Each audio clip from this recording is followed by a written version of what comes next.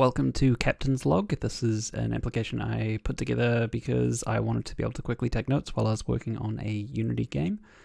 So after setup, you click on Browse, you pick where you want to keep your logs. I'm just going to select my documents here. Give you a quick little tutorial about all the different things that you can do within the editor itself, but I'm just going to run you through some of them there. So if I push Ctrl-Alt-L, it opens up the log up the top. It runs over the top of anything, so if you have an application running, it will just pop up over the top of it. If you push Ctrl-Alt-L again, it'll give you a full-size editor. It's blank now, but it'll make sense in a second. Alternatively, you can press Ctrl-Alt-K, and it will bring up the full-size editor straight away. So to enter a note, I will just enter in hello. Now we have a note here.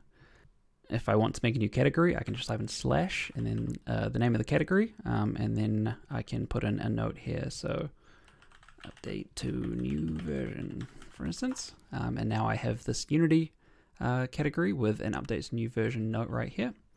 And if I backspace on Unity, it takes me back to the main screen. So I can navigate between these two different categories by pressing left and right on the keyboard while I've got the text box at the top selected, or I can press Tab and Shift Tab as well. It does the same thing.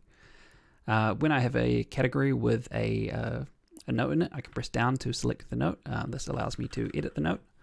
As you're editing the notes, it is saving in the background, so now that that's committed there, even if I refresh the screen, all the new stuff that I've entered is back in there. If I have a bunch of notes, for instance, I can scroll up and down the notes by pressing up and down on the arrow key, or I can press Shift down to go to the bottom or Shift up to go to the top. And then another thing you can do is if you press Shift Enter on a note, it marks it as done. So as I'm entering these, it's marking them off at the bottom.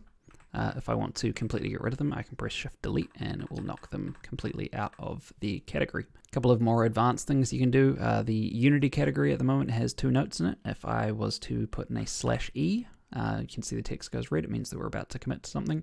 The alternative is from anywhere else. You can just type in empty and then the name of the category.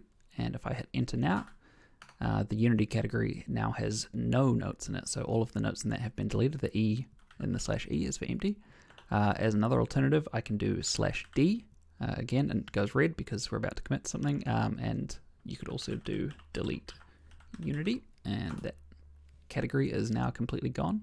Another little feature is that you can also do what are called, I call them subcategories. They don't quite work entirely as subcategories, but if you were to have a category called Unity, and see I've got this space after the word Unity here, if I just type in a semicolon, it gets rid of that space, and then I can type in bugs, for instance. And now I have a Unity bugs category. I can type in notes in here just like I would any other category, but if I hit the backspace on the bugs part of the category name in the text box, it will take me back to the base category and then backspace again to go back to all of the category. The application is all kind of about focus, so if you want to just log something quickly, you can just press the Ctrl-L shortcut, tab across to where you want to put in a new note, type in the note you want to do, hit enter, and it will go away. The only reason it wouldn't go away is if you have the full editor up, so you can type in a note, type in a note, type in a note, be done with it. Alternatively, from anywhere within the interface, you can just hit the escape key and it will disappear from view. At any point, you can find the Captain's Log sitting in the notification tray, and you can go back to the tutorial that I had at the start. And also through the same icon, you can go to the settings. There's not much to actually set up in here. You've got the links to the folders that contain the files that make the program run. If you delete the config.json, it will start you off from fresh, so next time you run the application you'll have to set it all up again, including your color preferences, which we'll get to in a moment. And then also down here you've got this link to open to where the logs are currently kept. If you do want to delete or move them, I would recommend restarting the application because they haven't quite got to that point just yet. And then down the bottom here we've got accent color and themes. So theme is kind of the overall theme of the entire editor, and accent color is the accent along the top. This only applies to the editor, not to the rest of the interface as well. So the settings in the tutorial will stay the same color. But just as an example, currently we've got selected a tomato accent with just the light theme.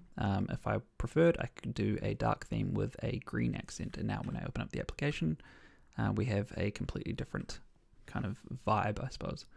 You could do white and pink. Opportunities are endless. Yeah, thank you for checking out Captain's Log.